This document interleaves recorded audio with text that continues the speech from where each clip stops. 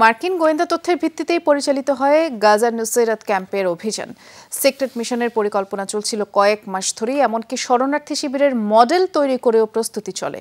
হামাসের দাবি, মাত্র 2 ঘন্টার ওই অভিযানে 276 ফিলিস্তিনির প্রাণ গেছে। 4 জিম্মি উদ্ধারের পাশাপাশি 3 বন্দীরও মৃত্যু হয়, আর যাদের একজন মার্কিন নাগরিক। তবে এমন দাবি অস্বীকার করেছে নেতানিয়াহু প্রশাসন।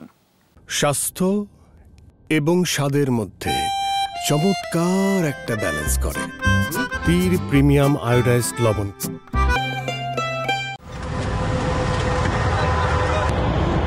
জিম্মিদের সন্ধানে গাজার নুসরাত শরণার্থী শিবিরে চালানো ইসরায়েলের গোপন অভিযান operation seeds of summer.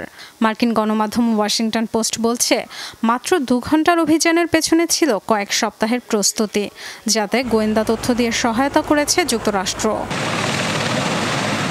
Digital clue, drone footage বিশ্লেষণের মাধ্যমে সাজানো হয় পুরো পরিকল্পনা। জিম্মিদের অবস্থান নিশ্চিতের পর চূড়ান্ত হয় অভিযানের দিনক্ষণ। চূড়ান্ত গোপনীয়তার মধ্য দিয়ে হয় সবকিছু।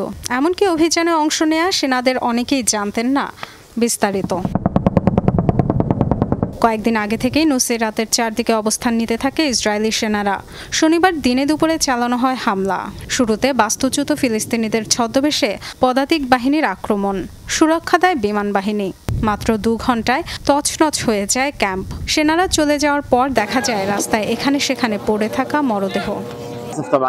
আমাদের ঘরে বোমা আঘাত আনে, সবাই আতঙ্কিত হয়ে পড়ি।